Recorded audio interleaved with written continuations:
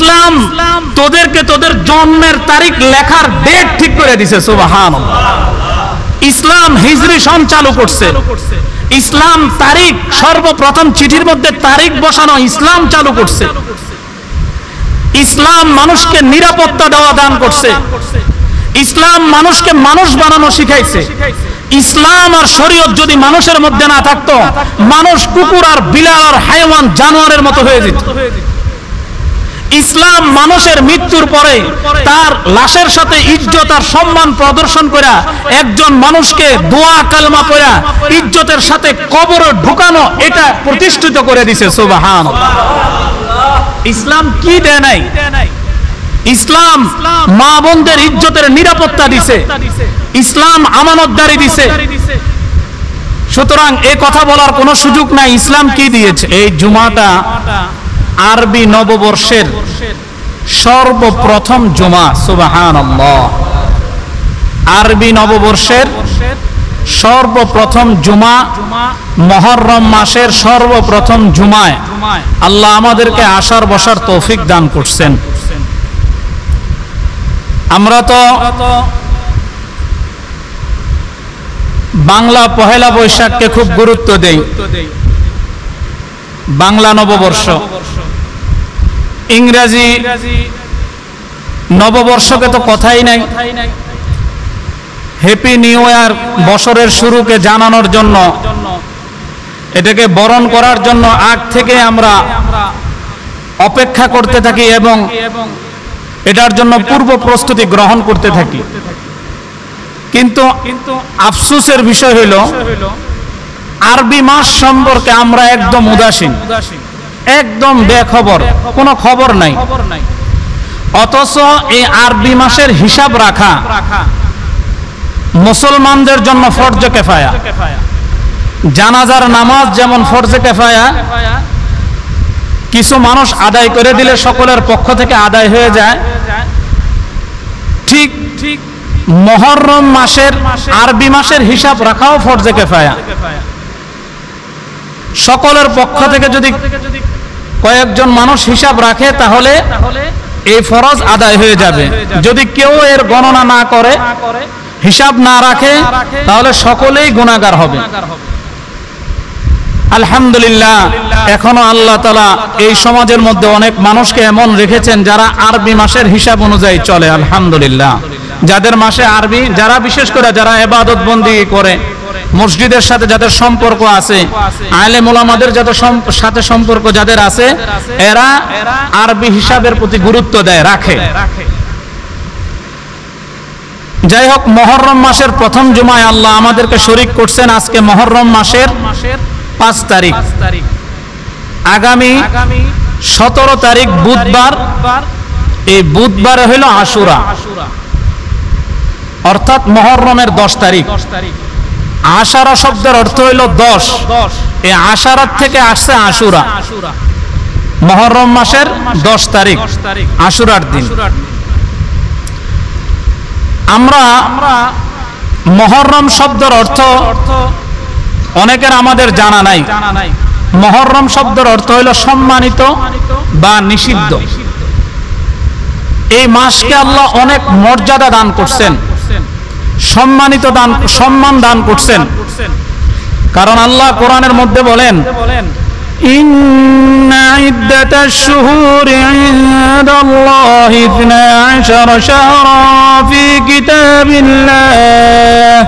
ফি কিতাবিল্লাহি ইয়াওমা খালাকাস সামাওয়াতি ওয়াল আরদা মিনহা আরবা'তুন হুরুম ذلك الدين القيم فلا تظلموا فيهن أنفسكم وقاتلوا المشركين। আল্লাহ বলেন, আল্লাহ যেদিন থেকে আসমান জমিন সৃষ্টি করছেন সেদিন থেকে আল্লাহ বিধানে আল্লাহ 12টি মাস নির্ধারণ করে রেখেছেন। সুবহানাল্লাহ। এই 12 মাস কোন এখন নতুন কিছু না, এটা আসমান আর জমিন আল্লাহ যেদিন থেকে সৃষ্টি করছেন সেদিন থেকে আল্লাহর বিধানে 12টি মাস আল্লাহ নির্ধারণ করে রেখেছেন। এর মধ্যে থেকে মিনহা আরবাআতুন হুরুম, এর মধ্যে থেকে আল্লাহ 4টি মাসকে মর্যাদা দান করছেন। জিলকদ, জিলহজ, মুহররম, রজব, এই 4টা মাসকে আল্লাহ সম্মানিত দান করছেন, সম্মান দান করছেন। আল্লামা জাসসাস রহমতুল্লাহ আলাইহি বলেন, যদি কেউ এই 4টি মাসে আল্লাহর ইবাদত করে, আল্লাহর ইবাদতে মনোযোগী হয়, সুন্দর মতো ইবাদত করতে পারে, তো আল্লাহ তাআলা এই 4 মাস গুনাহ থেকে বাঁচার কারণে, ইবাদত করার কারণে আল্লাহ পুরো বছর তাকে ইবাদতের তৌফিক আল্লাহ তাকে দিয়ে দিবেন। সুবহানাল্লাহ। এই 4 মাস যদি আল্লাহর ইবাদতে কাটায়। এই মুহররম মাসের, এটা যে আরবি প্রথম মাস হইল, এই মাসের সূচনা কোত্থেকে হইল এই বিষয়টা আমাদের জানা থাকা দরকার। এই বিষয়টা নতুন কোনো বিষয় নয়। আরব দেশে যখন জাহিলিয়াতের যুগ চলতেছিল, তখন থেকেই তাদের মধ্যে একটা সন বছর গণনা চালু ছিল। তারা তাদের মন মতো গণনা করত। যেমন কোন একটা বিশেষ ঘটনা ঘটছে, এই ঘটনার থেকেই তারা নতুন করে গণনা শুরু করত। আগের যে গণনা ছিল সব বাদ। আবার কোন ঘটনা ঘটছে, তো আগের সব গণনা বাদ, আবার নতুন করে গণনা শুরু করত। যেমন আব্রাহার হস্তি বাহিনী আল্লাহর কাবাগরকে ধ্বংস করার জন্য আইসা নিজেই ধ্বংস হয়ে গেল।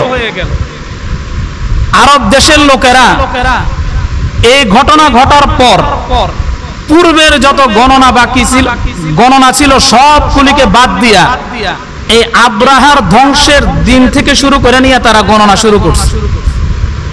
এই গণনাটা চলতে চলতে নবীজির জমানায়ও ছিল। নবীজির পরে হযরত আবু বকর সিদ্দিক রাদিয়াল্লাহু তাআলা আনহুর জমানায়ও ছিল। কিন্তু যখন দ্বিতীয় খলিফা হযরত ওমর রাদিয়াল্লাহু তাআলা আনহু খলিফা হইলেন, হযরত ওমর রাদিয়াল্লাহু তাআলা আনহুর খেলাফতটা, রাষ্ট্র সীমানাটা সারা পৃথিবীর অর্ধেকটা জায়গা ছিল। জোরে জোরে বলে সুবহানাল্লাহ। শুধু আমাদের দেশের মতো একটা দেশে না, আমরা কিতাবের মধ্যে পড়ছি আমাদের এই দেশটার মতো প্রায় 30 থেকে 35টা দেশের সমান, 35টা দেশে এক করলে যেই পরিমাণ হবে, এই পরিমাণ জায়গার একজন শাসনকর্তা ছিলেন হযরত ওমর ফারুক রাদিয়াল্লাহু তাআলা। এত বড় শাসন ক্ষমতা তার অধীনে ছিল। তো এই বিভিন্ন দেশের গভর্নররা হযরত ওমর রাদিয়াল্লাহু তাআলা আনহুর কাছে চিঠি পাঠাইতেন, কিন্তু ওই চিঠির মধ্যে কোন সঠিক সন থাকতো না, তারিখ থাকতো না। হযরত ওমর রাদিয়াল্লাহু তাআলা আনহু তাদের কাছে পাঠাইতেন, তারাও হযরত ওমর রাদিয়াল্লাহু তাআলা আনহুর কাছে পাঠাইতেন, কিন্তু সঠিক তারিখ না থাকার কারণে অনেক সমস্যার মধ্যে পড়তে হইতো। তো এইভাবে দীর্ঘদিন চলতেছিল। একবার হযরত আবু মুসা আশআরী রাদিয়াল্লাহু তাআলা আনহুকে ইরাকের গভর্নর করে পাঠাইছে। তখন হযরত আবু মুসা আশআরী রাদিয়াল্লাহু তাআলা আনহু হযরত ওমর রাদিয়াল্লাহু তাআলা আনহুর কাছে চিঠি লিখছেন, আমিরুল মুমিনিন, আপনি যে বিভিন্ন সময় বিভিন্ন চিঠি পত্রের মাধ্যমে আমাকে খবর দেন, এই চিঠিপত্রর মধ্যে তারিখ না থাকার কারণে আমি অনেক রকমের সমস্যার মধ্যে পড়ি, সুতরাং এটার একটা ব্যবস্থা করেন। এই কথাটা শুনতেই আমিরুল মুমিনিন হযরত ওমর রাদিয়াল্লাহু তাআলা আনহু তৎক্ষণাৎ বড় বড় সাহাবীদেরকে ডাকলেন, ডাইকা পরামর্শে বসলেন।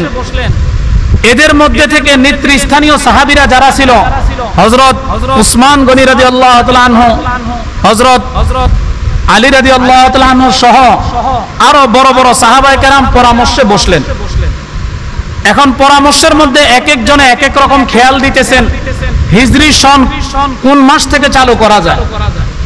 কেউ খেয়াল দিছেন যেদিন হুজুর সাল্লাল্লাহু আলাইহি সাল্লাম জন্মগ্রহণ করছেন সেই দিন থেকে হিসাবটা শুরু করলে ভালো হয়।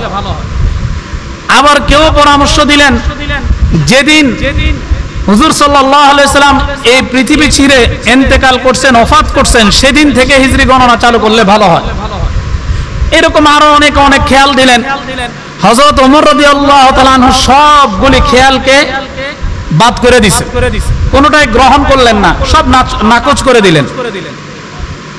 এবার হযরত ওমর রাদিয়াল্লাহু তাআলা আনহু নিজেই একটা খেয়াল পেশ করলেন। কি খেয়াল? যে হুজুর সাল্লাল্লাহু আলাইহি ওয়াসাল্লামের জন্মদিন থেকে যদি আমরা হিসাব গণনা, হিজরি সন গণনা শুরু করি, তাহলে আমাদের সাথে খ্রিস্টানদের সাথে একটা মিল হয়ে যায়। কারণ খ্রিস্টানেরাও হযরত ঈসা আলাইহিস সালামের জন্মকে কেন্দ্র করে তারা খ্রিস্টদ্বব গণনা চালু করছেন। আর যদি হুজুর সাল্লাল্লাহু আলাইহি ওয়াসাল্লামের ইন্তেকালের থেকে যদি আমরা হিসাব গণনা শুরু করি, হিজরি সন গণনা শুরু করি, তাহলে আবার সে পূর্বের জাহিলিয়াতের যুগের প্রথা চালু হয়ে যায়। পূর্বের কথা মনে করে যেরকম জাহিলিয়াতের যুগের মানুষেরা সুখ প্রকাশ করা শুরু করত, ঠিক আমরাও যদি সেইভাবে আবার হুজুর সাল্লাল্লাহু আলাইহি ওয়াসাল্লামের ইন্তেকালের থেকে গণনা শুরু করি, আমাদের মধ্যেও সেরকমের একটা প্রথা চালু হয়ে যাওয়ার সম্ভাবনা আছে। সুতরাং এটাও বাদ। আমি একটা খেয়াল পেশ করি।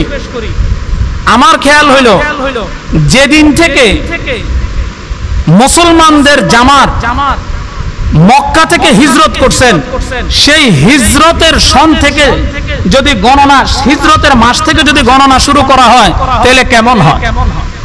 সকল সাহাবায়ে কেরাম এক বাক্যে বললেন, হ্যাঁ হ্যাঁ আমিরুল মুমিনিন, এটাই তো ঠিক, এই গণনাটাই আমাদের জন্য ভালো। হযরত ওমর রাদিয়াল্লাহু তাআলা আনহুর এই সিদ্ধান্তের উপর ফয়সালা হয়েছে। সুবহানাল্লাহ। এখন কিছু মানুষ দাবি করে ইসলাম, মুসলমান, ইসলাম আমাদেরকে কি দিয়েছে? ইসলাম তোদেরকে তোদের জন্মের তারিখ লেখার ডেট ঠিক করে দিয়েছে। সুবহানাল্লাহ। ইসলাম হিজরি সন চালু করছে। ইসলাম তারিখ, সর্বপ্রথম চিঠির মধ্যে তারিখ বসানো ইসলাম চালু করছে। ইসলাম মানুষকে নিরাপত্তা দেওয়া দান করছে। ইসলাম মানুষকে মানুষ বানানো শিখাইছে। ইসলাম আর শরীয়ত যদি মানুষের মধ্যে না থাকতো, মানুষ কুকুর আর বিড়াল আর হাইওয়ান জানোয়ারের মতো হয়ে যেত। ইসলাম মানুষের মৃত্যুর পরে তার লাশের সাথে ইজ্জত আর সম্মান প্রদর্শন করে একজন মানুষকে দোয়া কালমা পড়া ইজ্জতের সাথে কবরে ঢুকানো, এটা প্রতিষ্ঠিত করে দিয়েছে। সুবহানাল্লাহ। ইসলাম কি দেয় নাই? ইসলাম মা বোনদের ইজ্জতের নিরাপত্তা দিছে। ইসলাম আমানতদারি দিছে। সুতরাং এই কথা বলার কোনো সুযোগ নাই। ইসলাম কি দিয়েছে? হযরত ওমর রাদিয়াল্লাহু তাআলা আনহুর এই ফয়সালার উপর ফয়সালা হইল, মুসলমানদের যে জামাত সর্বপ্রথম হিজরত করছে, সেখান থেকে হিজরি সন চালু হবে। সকলে এক বাক্যে মেনে নিলেন, হ্যাঁ ঠিক আছে। তো এখন মুসলমানদের প্রথম জামাত হিজরত করছে কোন মাসে? হুজুর সাল্লাল্লাহু আলাইহি ওয়াসাল্লামের নবুয়তের ৫ম বর্ষে। আরবদের জুলুম আর অত্যাচার আর নির্যাতনের স্ট্রিম রোলার নবীজির উপর এবং নবীর সহ সাথীদের উপর, সাহাবীদের উপর যে অত্যাচারের স্ট্রিম রোলার চলতেছিল, এটা যখন ভয়াবহ আকার ধারণ করলো, নবুয়তের ৫ম বর্ষ হুজুর সাল্লাল্লাহু আলাইহি সাল্লাম সাহাবীদেরকে বললেন, আমাদের এখানে থাকাটা কষ্টকর মনে হইতেছে, তোমাদের একটা জামাত আমি তৈরি করে দিই, তোমরা আবিসিনিয়াতে হিজরত করো। যেই মাসে হুজুর সাল্লাল্লাহু আলাইহি সাল্লাম এই জামাতটাকে হিজরত করাইলেন, ওই জামাতের ওই মাসটা ছিল সর্বপ্রথম মাস এই মুহররম মাস। সুবহানাল্লাহ। এই সর্বপ্রথম যে জামাতটা হিজরত করান, ওই জামাত কোন মাসে করান? মুহররম মাস। ওই হিজরতের থেকেই মুহররম মাস চালু। আজ থেকে আরো 1445 বছর পূর্বের কথা বলতেছি। আজ থেকে 1446 বছর আগের কথা। এই পরামর্শটা কত বছর আগে হয়েছে? আজ থেকে 1446 বছর আগে হযরত ওমর রাদিয়াল্লাহু তাআলা আনহু ওই জামাত যে আবুসিনিয়া হিজরত করাইছেন, ওই হিজরতের প্রথম যে মাসে করাইছেন, ওই মাসটা ছিল মুহররম মাস। ওই মাসের থেকে চলতে চলতে আজও পর্যন্ত চলতেছে, আর এখন হইতেছে 1446 হিজরি। সুবহানাল্লাহ।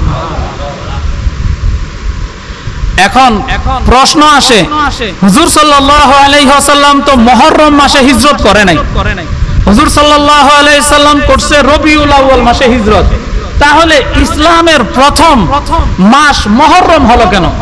এটা একটা প্রশ্ন জাগে।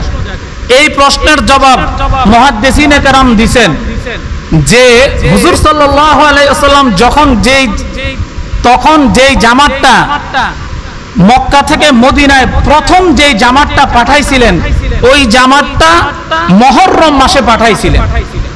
এরপরে যখন অত্যাচারের মাত্রা আরো বাড়তে থাকলো আরবদের, তখন দ্বিতীয় আরেকটা জামাত আবু সুনিয়া পাঠাইছিলেন। এরপরে কিছু সংখ্যক সাহাবীদেরকে অল্প অল্প করে পাঠাইতে নবীজি সর্বশেষ যেই মাসে মক্কা থেকে মদিনায় হিজরত করছেন, মদিনায় গেছেন, ওই মাসটা ছিল রবিউল আউয়াল মাস।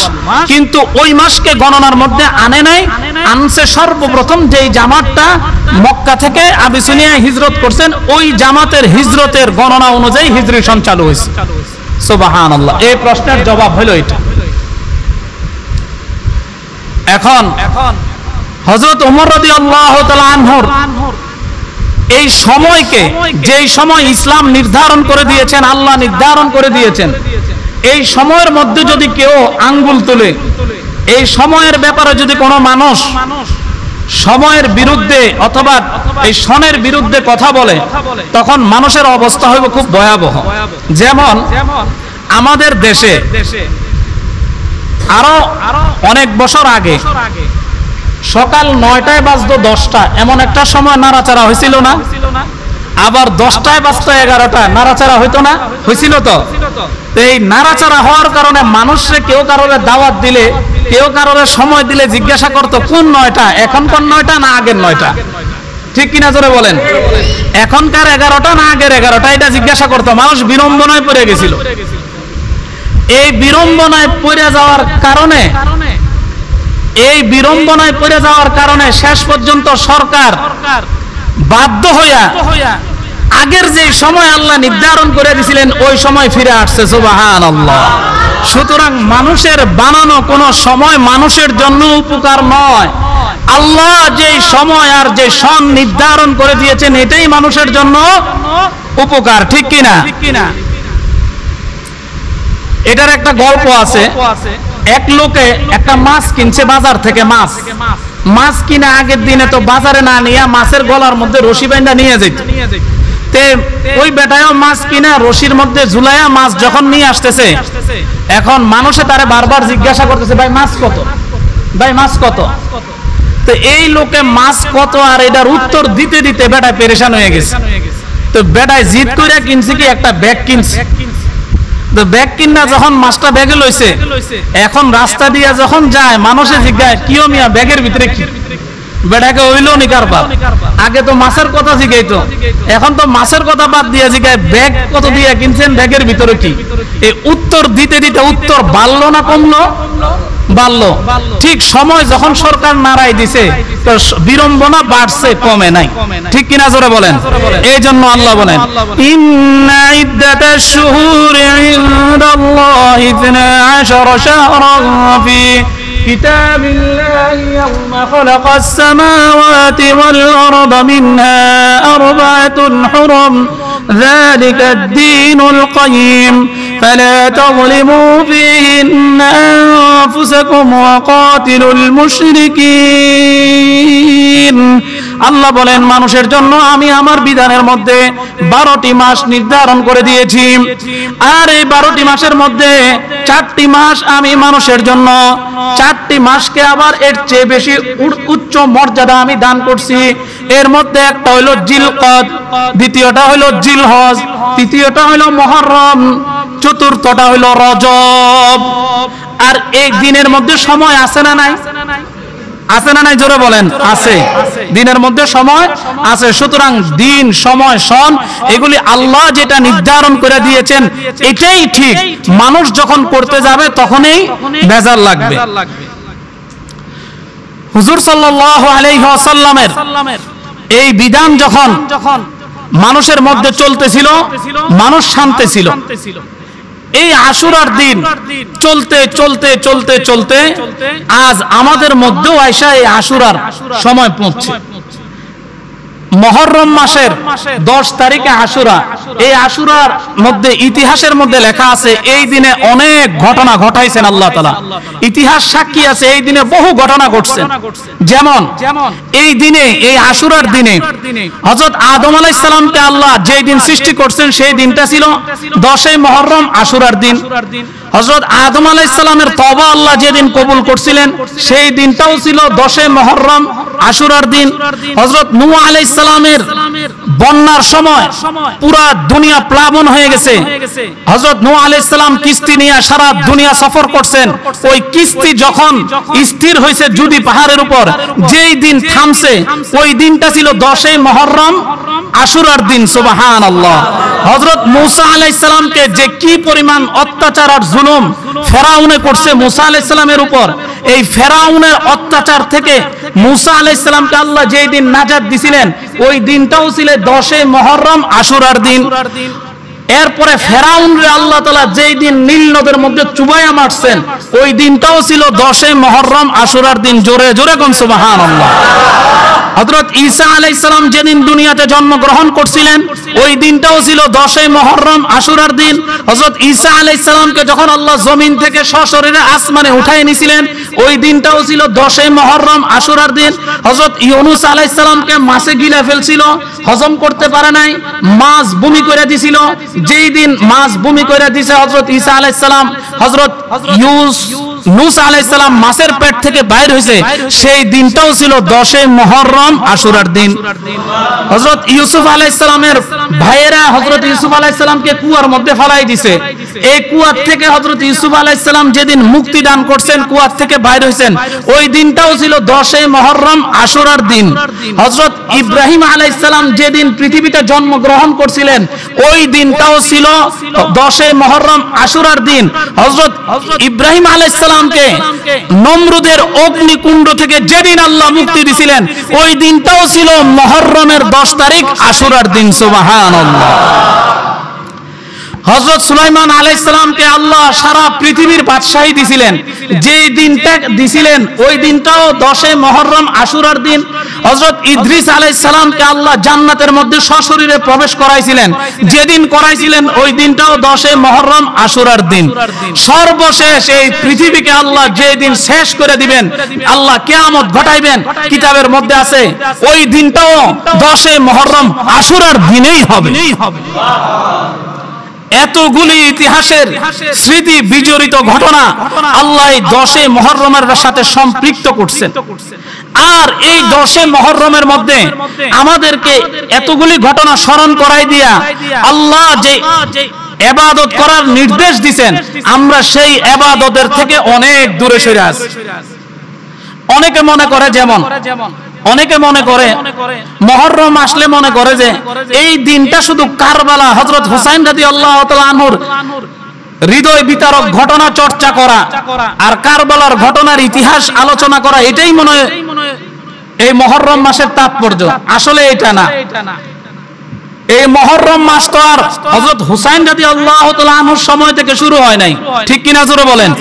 এই মাস তো শুরু হয়েছে ইন্না ইদ্দাতাশ শুহুরি ইনদাল্লাহি 12 শাহরান ফি কিতাবিল্লাহি ইয়াওমা খালাকাস সামাওয়াতি ওয়াল আরদ।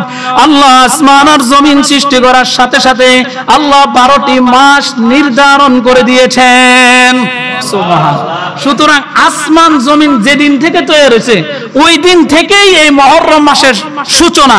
নবীজির সময় ছিল, হযরত ওমর আবু বকর সিদ্দিক রাদিয়াল্লাহু তাআলা আনহুর জমানায় ছিল, হযরত উমরের জমানায় ছিল, হযরত উসমান রাদিয়াল্লাহু তাআলা আনহুর জমানায় ছিল, হযরত আলী রাদিয়াল্লাহু তাআলা আনহুর জমানা পার হয়ে যায়া হযরত মুআবিয়া রাদিয়াল্লাহু তাআলা আনহুর জমানা পার হয়ে হযরত ইয়াজিদের কাছে যখন ক্ষমতা গেছে তখন না হযরত হুসাইন রাদিয়াল্লাহু তাআলা আনহু শাহাদাত বরণ করছে। সুতরাং এই কারবালার ঘটনা বহু পরে, নবীজির বহু পরে। এই মুহররম মাসের সাথে কারবালার ঘটনার সম্পৃক্ততা নাই। হ্যাঁ, তবে এই মাসে যেহেতু হযরত হুসাইন রাদিয়াল্লাহু তাআলা আনহু শহীদ হয়েছেন, সুতরাং বরকতের জন্য না, কোন ঘটনা বোঝানোর জন্য আলোচনা করা যেতে পারে। কথা বুঝে আসছে? এখন এই এত বড় এক মুবারক মাসকে, আমাদের সমাজে এই মাসকে অনেকে একটা অপয়া মাস, এবং এই মাস সম্পর্কে অনেক কুসংস্কার আছে। যেমন অনেক মানুষে মনে করে মুহররম মাসে বিয়ে শাদী, ছেলেকে বিয়ে করানো ঠিক না, মেয়েকে বিয়ে দেওয়াও ঠিক না, এরকম কথা এই মুহররম মাস সম্পর্কে চালু আছে। ঠিক কিনা জোরে বলেন? এরকম চালু আছে। অথচ আল্লাহর হিসাবে প্রত্যেকটা মাসে আল্লাহ দিবেন, আর প্রত্যেকটা দিনও আল্লাহ দিবেন, প্রত্যেকটা সময়ও আল্লাহ দিবেন, এগুলি সবগুলি ভালো। সুবহানাল্লাহ। সুতরাং যারা মনে করে এই মাসে বিবাহ শাদী করানো বা বিবাহ শাদী দেওয়া ঠিক না, এরা ভুলের মধ্যে আছে, কুসংস্কারের মধ্যে আছে। আল্লাহ সেই সব ভাইদেরকে হেদায়েত দান করুক, সকলে বলি আমিন। এই মাসে বিয়ে কত বড় একটা বরকতের কাজ। মানব জীবনে বিয়ে বহুত বড় একটা গুরুত্বপূর্ণ বিষয়, বরকতের বিষয়। এরকম একটা বিষয় এরকম বরকতময় মাসে করবে না তো অন্য মাসে করবে? সুতরাং এই মাসে বিয়ে শাদী দেওয়া, বিয়ে শাদী করানো কোনো অসুবিধে নাই। আল্লাহ আমাদেরকে কথা বোঝার তৌফিক দান করুক, সকলে বলি আমিন। আমরা তো নবীজির তরিকা ছাইরা বহুত দূরে চলে আসছি, সাহাবীদের তরিকা ছাইরা চলে আসছি। এই মুহররম মাস আসলে অনেক একদল মানুষ আছে সাহাবীদেরকে গালিগালাজ শুরু করে, সাহাবীদের সমালোচনা করে। অথচ আল্লাহর নবী বলেন আসহাবিকান নুজুম বিআইহিম ইকতাদাইতুম ইহতাদাইতুম, আমার এক একজন সাহাবী আকাশের নক্ষত্র তুল্য। তোমরা সাহাবীদের কোনো একজন নিম্ন থেকে নিম্ন, আদনা থেকে আদনা সাহাবীকে যদি অনুসরণ করো তো আল্লাহ তোমাদেরকে হেদায়েত দিয়ে দিবেন। সুবহানাল্লাহ। সাহাবীরা নবীকে কেমন মহব্বত করতেন, নবী সাহাবীদেরকে কেমন মহব্বত করতেন। কিতাবের মধ্যে একটা ঘটনা আছে, হযরত মুআজ ইবনে জাবাল রাদিয়াল্লাহু তাআলা আনহু, হযরত মুআজ ইবনে জাবাল রাদিয়াল্লাহু তাআলা আনহু কয় এই উম্মতের মধ্যে যত শ্রেষ্ঠ মানুষ আছে, যত শ্রেষ্ঠ মানুষ ছিলেন, এর মধ্যে হযরত মুআজ ইবনে জাবাল রাদিয়াল্লাহু তাআলা আনহু শ্রেষ্ঠ মানুষ ছিলেন। সুবহানাল্লাহ। উনার ব্যাপারে নবীজি বলেন আফদালুন নাস, সবচেয়ে উত্তম মানুষ, ভদ্র মানুষ। এই মুআজ ইবনে জাবাল হালাল হারামের ব্যাপারে এই সাহাবী সবচেয়ে বেশি জানতেন। শরীয়তের হালাল হারাম বিষয়ক যত জ্ঞান সবচেয়ে বেশি এই মুআজ ইবনে জাবাল রাদিয়াল্লাহু তাআলা আনহু ছিল। এই মুআজ ইবনে জাবাল রাদিয়াল্লাহু তাআলা আনহুকে আল্লাহর নবী ইয়ামিনের গভর্নর করে পাঠাইতেছেন। তো যখন পাঠাইতেছেন আল্লাহর নবী হযরত মুআজ ইবনে জাবালকে আগায় দেওয়ার জন্য উটের কাছে গেলেন, উটের উপর বসলেন। হযরত ওমর মুআজ ইবনে জাবাল উটের উপর বসলেন, নবীজি হাতের মধ্যে লাঠি নিয়া এই লাঠির উপর ভর দিয়া মুআজ ইবনে জাবালের উট যতদূর গেছে হুজুর সাল্লাল্লাহু আলাইহি ওয়াসাল্লাম তার পিছনে পিছনে ততদূর গেছে। সুবহানাল্লাহ। হাইটা যায়া কিতাবের মধ্যে লেখে হযরত মুআজ ইবনে জাবালকে আগায় দেওয়ার জন্য নবীজি মদিনা ছাইরা মদিনার বাইরে চলে গেছেন। সুবহানাল্লাহ। এমনকি নবীজি দাঁড়ায়া তাকায় রয়েছেন, মুআজের উট যে পর্যন্ত যাইতেছে নবীজি মুআজের দিকে তাকাই রয়েছেন। সুবহানাল্লাহ। বহুতক্ষণ থাকার পর নবীজি ডাক দিলেন, ইয়া মুআজ উনজুর ইলাইয়া, ও মুআজ তুমি একটু আমার দিকে তাকাও। মুআজ রাদিয়াল্লাহু তাআলা আনহু এই কথা প্রথম শুনে নাই, পরে আবার ডাক দিলেন, ইয়া মুআজ উনজুর ইলাইয়া ইয়া মুআজ, ও মুআজ তুমি একটু আমার দিকে তাকাও। মুআজ রে, এই যে তুই যে আমার দিকে তাকাইতেছ না, আমার দিকে একটু তাকা। তুই হয়তো এর পরে আইসা আমাকে আর মদিনায় নাও দেখতে পারস। জীবনের শেষবারের মতো মুআজ তুই একটু আমার দিকে তাকাই নে। হয়তো আবার আয়েশা তুই আমাকে দেখবি না। এই কথাটা যখন মুআজ রাদিয়াল্লাহু তাআলা আনহুর কানের মধ্যে গেল, মুআজ রাদিয়াল্লাহু তাআলা আনহুর সাথে সাথে উটের পিঠের থেকে বেহুশ হয়ে পড়ে গেলেন। আল্লাহর নবী কি বলে, আমি নাকি আর কোনোদিন এরপরে আল্লাহর নবীকে দেখব না। হযরত মুআজ ইবনে জাবাল রাদিয়াল্লাহু তাআলা আনহু উটের উপর থেকে পড়ে গেলেন। পয়রা গড়ায়া গড়ায়া কিছু সময় দৌড়ায় মরুভূমির বালুর উপর দিয়া দৌড়ায় আয়েশা নবীজির বুকের সাথে বুক মিলাইয়া বলতেছেন, ইয়া আল্লাহ, আল্লাহর রাসূল আপনি আমাকে কি কথা শুনাইলেন? আমি আপনাকে জীবনের শেষ দেখা দেখে নিতাম কেন? বলে, ও মুআজ, আজকে তুমি চলে যেতেছ ইয়ামিনের মধ্যে, আমি তোমাকে ইয়ামিনের গভর্নর হিসেবে বানাইছি। হতে পারে তুমি চলে যাবা, ইয়ামিনের গভর্নরের দায়িত্ব পালন করবা, আমি থাকবো মদিনায়। আমাকে তুমি ফিরে আসার দেখার সুযোগ তোমার হবে না, হয়তো এরপরে এসে তুমি আমার কবর দেখবা। হযরত মুআজ ইবনে জাবাল বলেন, এই কথা যখন নবীজি আমাকে শুনাইছে, শোনানোর সাথে সাথে আমার মনে হয় আসমান আর জমিন ভাঙা আমার মাথার উপর পড়ছে। সুবহানাল্লাহ কইবেন না? হযরত মুআজ ইবনে সাহাবায়ে কেরাম নবীজিকে এমন মহব্বত করতেন, নবীজিকে এমন ভালোবাসতেন, আর নবীও সাহাবীদেরকে এমন মহব্বত করতেন। মুহতারাম হাজিরিন, আজকে একদল মানুষ আমরা নবীজির চরিত্র সম্বন্ধে কথা বলি, নবীজির চরিত্রের উপর কলঙ্ক লেপন করি, নবীজিকে গালি দেই, নবীজির মুখ দিয়ে যা আসে, যেই ভাষা আসে নবীর শানে ব্যবহার করি। আদার ব্যাপারে জাহাজের খবর লয়, কথা একটা আছে, নবীজি কোথায়, নবীজির শান মান মর্যাদা ইজ্জত কোথায়, আর আমি সলিমুদ্দিন কোথায়? আমার মতো মানুষ নবীজির চরিত্র নিয়ে কথা বলে, নবীজির পবিত্র চরিত্রের উপর কলঙ্ক লেপন করে, নবীজিকে গালি দেয়, নবীর আদর্শকে গালি দেয়। আল্লাহ বলেন, যারা নবীজির চরিত্রের উপর এবং নবীর সাহাবীদেরকে গালি দেয়, তাদেরকে জানায় না দাও তাদের ঠিকানা যেন তারা নিজেরাই জাহান্নামের মধ্যে করে নিল। নাউযুবিল্লাহ। অথচ যে নবীর শাফাআত ব্যতীত আমাদের নাজাত নাই, নবীজির সুপারিশ ছাড়া আমরা কেউ জান্নাতে যেতে পারবো না। আল্লাহ আমাদেরকে নবীর সমালোচনা করা, নবীর সাহাবীদের সমালোচনা করার থেকে হেফাজত করুক, সকলে বলি আমিন। এখন আশুরা, এই যে মুহররম মাস আসতেছে, এই মুহররম মাসের কিছু ফজিলত আছে, এই ফজিলতগুলি আমরা মানব কার তরিকায়? কিছু আমল আছে, এই আমলগুলি আমরা কার তরিকায় করব? নবীজির তরিকায়। কার তরিকায়? নবীজির তরিকায় এবং সাহাবীদের তরিকায়। ঠিক আছে তো ইনশাআল্লাহ? এই আশুরার কিছু ফজিলত আছে। আশুরার মধ্যে মুহররমের 10 তারিখকে আশুরা বলা হয়, মুহররম মাসের 10 তারিখকে আশুরা বলা হয়। এই আশুরার দিনে কিছু করণীয় আছে।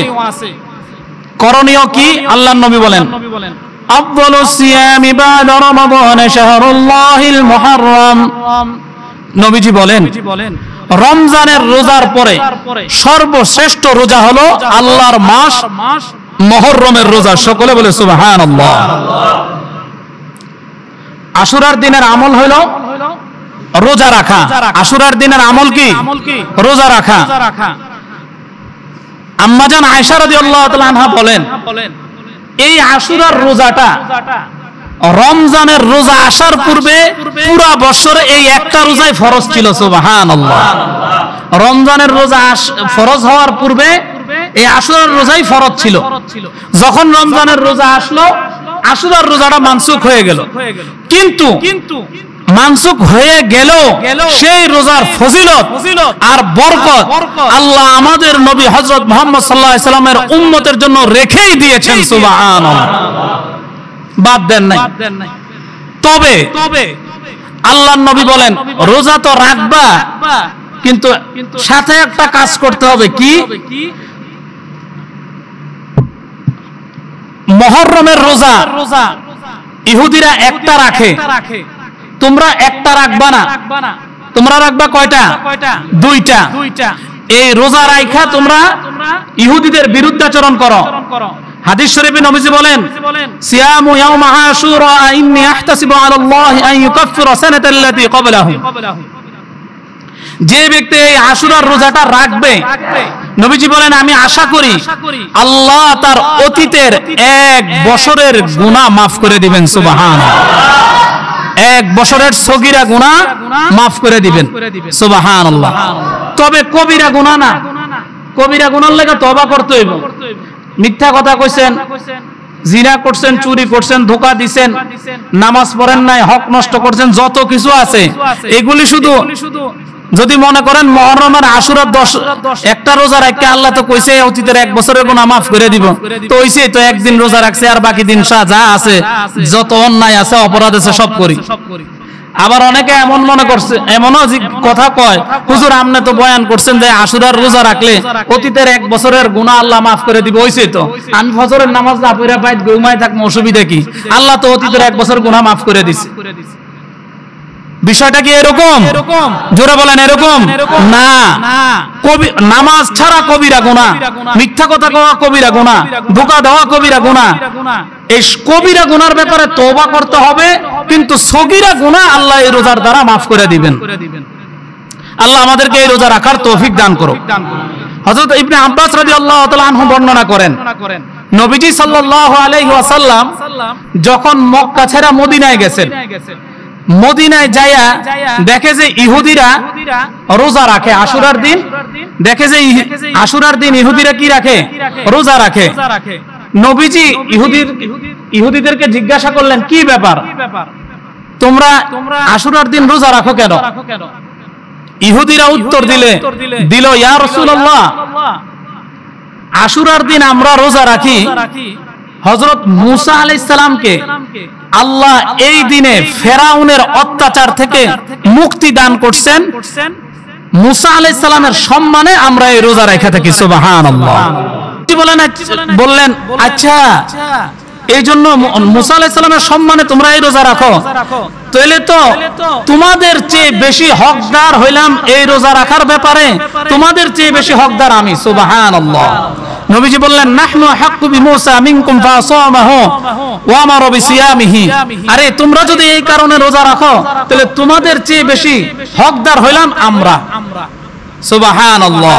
নবীজি রোজা রাখলেন এবং সাহাবীদেরকেও বললেন তোমরা রোজা রাখো, তবে তোমরা একটা রোজা রাখবে না। তারা তো শুধুমাত্র একটা রোজা রাখে, তোমরা একটা রোজা রাখবে না, তোমরা একটার সাথে আরেকটা বাড়ায়া রাখবা। সুবহানাল্লাহ বলেন সবাই। দেখেন নবীজি এই জায়গায়ও ইহুদিদের বিরোধিতা করছেন। সুবহানাল্লাহ। জোরে জোরে কোন সুবহানাল্লাহ। এই মুহররমের রোজার ব্যাপারেও নবীজি স্পষ্ট, তোমরা ইহুদিদের সাথে মিল রেখে একটা রাখবা না, ইহুদিদের মতো একটা রাখবা না, বরং আগে পরে একটা মিলায় রাখবা। শুধু এরকমই না, নবীজি আরো বললেন, ইনশাআল্লাহ যদি আমি আগামী বছর বাইসা থাকি, তাহলে আমি আশুরার তো রোজা রাখবই, সাথে আরেকটা রোজা রাখবো। সুবহানাল্লাহ বলেন সবাই।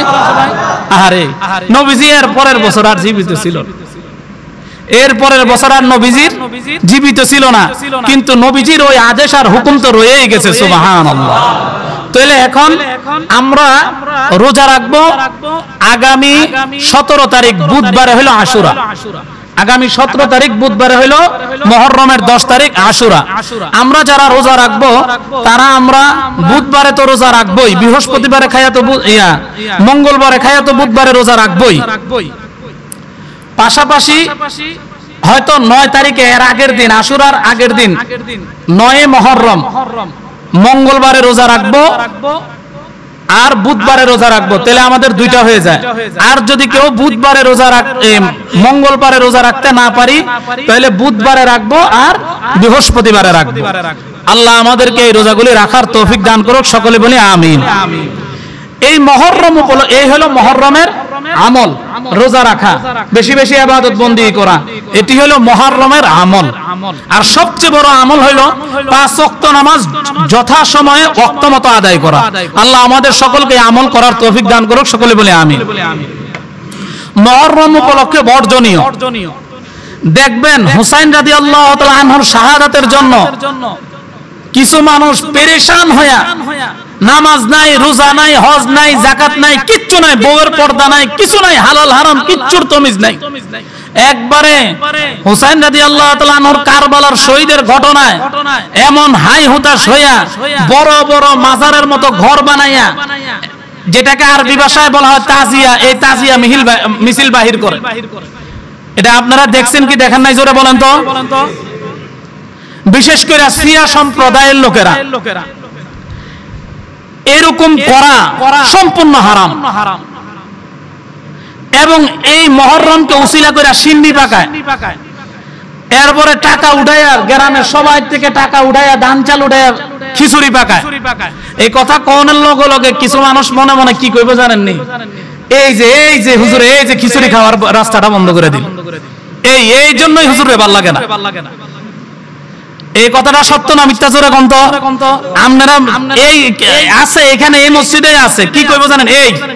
এই যে হুজুরে একটা কাম করলো, হুজুরে একদিন আমরা একটু খিচুড়ি খাইতাম, সিন্নি খাইতাম, আপনারা তো ঠায়া লাগে কি আমরা না খাইলে না খাইয়েন, আমগো খানাটা বন্ধ করলেন কে? নাউযুবিল্লাহি মিন যালিক। আল্লাহ আমাদেরকে এই জাতীয় আমল থেকে হেফাজত করুক, সকলে বলে আমিন। এই দিনে মিছিল তো বাহির করে, ঢোল তবলা বাজনা বাজায়া পুরা রাস্তাঘাট গরম করে ফেলে, হারাম। এই দিনে আহাজারি করতে করতে হুসাইন রাদিয়াল্লাহু তাআলা আনহুর ব্যাপারের মোহাব্বত দেখাইতে যাইয়া নিজের জামা কাপড় ছিঁড়া হাই হোসান হাই হোসান হাই হোসান করে পুরা শরীরে রক্তাক্ত করে ফেলে, ঠিক কিনা? জোরে বলেন। এটা হারাম। আর এটা দলিল কি? নবীজি বলেন লাইসা মিন্না মান দারাবাল খুদুদা ওয়া শাক্কাল জুয়ুবা ওয়া দাআ বিদাইল জাহিলিয়া। তোমরা অতি দুঃখে দুঃখিত হইয়া, অতি সুখে সুখিত হইয়া তোমরা জামার বুকের জামা ছিঁড়া ফেলো না, মুখ খামসায়ো না, শরীরকে রক্তাক্ত করো না, হাই হতাশ করো না। এগুলি সব জাহিলিয়াতের যুগের প্রথা, যে বর্বরতার যুগের প্রথা। এই প্রথা তোমরা নতুন করে আর চালু করো না। যদি করো তাহলে নবীজি বলেন লাইসা মিন্না, সে আমার উম্মতের অন্তর্ভুক্ত না। নাউযুবিল্লাহ। আবার অনেকে মনে করে আল্লাহ খালি মারণের লেগে আমার জামাইরে দেখলো। অনেক মহিলারা মনে করে, কয় এরকম কথা, আল্লাহ নেওয়ানের লেগে খালি আমার স্বামীরে দেখলো। এই গ্রামে কত চুর বদমাইশ, কত মজুসি আছে, এদেরকে কারণ নিল না, আমার জামাই এত ভালো মানুষ, আমার জামাইরে লয়ে গেল। অনেক মা বাবা মনে করে আমার ছোট চাঁদের মতো চাঁদের টুকরাটারে আল্লাহ লয়ে গেল, আমার পোলাটারে খালি দেখলো। এরকম মনে করে কি করে না? এই সবগুলি কথা আর চিন্তাধারা সবগুলি হারাম আর কুফর। আল্লাহ আমাদেরকে এই কুফরি থেকে হেফাজত করুক, সকলে বলে আমিন। তাহলে আমরা এগুলি কেউ করব না। এই যারা এগুলি করে এদের আকীদা, এই যে শিয়া সম্প্রদায়ের আকীদা কেমন জানেন? কত মারাত্মক। শিয়ারা বলে, শিয়াদের মধ্যে অনেক গোষ্ঠী আছে, এদের মধ্যে এক গোষ্ঠীর ধারণা এমন, এরা মদিনা শরীফ পর্যন্ত যায় না। প্রশ্ন করা হয় কেন যান না? কয় নাউযুবিল্লাহ, মদিনা শরীফের ভিতরে দুই বলদ শুয়ে রয়েছে। নাউযুবিল্লাহ। সকলে বলেন নাউযুবিল্লাহ। আবার বলেন নাউযুবিল্লাহ। কেন কেন কেন যায় না? কয় নবীজির রওজা আকদাসের পাশে একজন শুয়ে রয়েছে ডান দিকে, একজন শুয়ে রয়েছে বাম দিকে। কে? হযরত আবু বকর আর হযরত ওমর। এই দুইজন নবীর সবচেয়ে বড় শত্রু। নাউযুবিল্লাহ কোন নাউযুবিল্লাহ। এই জন্য আমরা মদিনায় যাই না। এই ধারণা, এই আকীদা যারা পোষণ করে তারা কোনোদিন সঠিক ঈমানের অধিকারী হতে পারে? জোরে বলেন, হতে পারে না। এই জঘন্যতম আদর্শ তারা বিশ্বাসী, এই শিয়া সম্প্রদায়। এর চেয়েও আরো এর চেয়েও বড় মারাত্মক আর একটা কথা বলে, সেটা কি? আল্লাহ হযরত জিবরাইল আলাইহিস সালামকে পাঠাইছিল, নাউযুবিল্লাহি মিন যালিক। আল্লাহ হযরত জিবরাইল আলাইহিস সালামকে পাঠাইছিল আলীর কাছে। জিবরাইল আলাইহিস সালাম ভুলে আলীর কাছে না আইসা মুহাম্মদের কাছে গেছে। জোরে জোরে বলেন নাউযুবিল্লাহ। কত বড় জঘন্য কথা। এর এরকম আকীদা এই শিয়া সম্প্রদায়রা পোষণ করে। আল্লাহ আমাদেরকে এই জাতীয় আকীদার থেকে বাঁচার তৌফিক দান করুক, সকলে বলি আমিন। এজন্য ভাই মুহররমের আমল হইল, মুহররমের আশুরার আমল হইল ওই দিনে রোজা রাখা, নামাজগুলি ঠিকমতো পড়া এবং যত গর্হিত কাজ আছে সকল কাজ থেকে বাইচা থাকা। এরপরে একটা সর্বশেষ হাদিস আপনাদেরকে শুনাই। আল্লাহর নবী বলেন, মা ওয়াসা আলা আয়ালিহি ওয়া আহলিহি ইয়াউমা আশুরা ওয়াসা আল্লাহু আলাইহি সাইরা সানা। যেই ব্যক্তি এই আশুরা মুহররমের 10 তারিখ আশুরার দিন তার পরিবার পরিজনের জন্য একটু সচ্ছলতার সাথে খরচ করে, ভালো রান্নাবাড়া খাবারের ব্যবস্থা করে, আল্লাহ তাকে পুরা বছর সচ্ছল ভাবে চলার তৌফিক দান করুক। আল্লাহ পুরা বছর তাকে সচ্ছল ভাবে চলার তৌফিক দান করেন, সকলে বলে আমিন। এই জন্য আমরা তো পয়লা বৈশাখে ইলিশ মাছা খাইতে যান গা, হে রটনা বটপুলে পান্তাবাদ দিয়া, ওই দিন খাইলে গুনাহ হইব। আর এই সামনে যে মুহররম আসতেছে 10 তারিখ, এই দিন যদি একটু পরিবার পরিজনের জন্য ভালো খাবারের ব্যবস্থা করেন তাহলে সওয়াব হইব। আল্লাহ আমাদেরকে এই আমল করার তৌফিক দান করুক, সকলে বলে আমিন।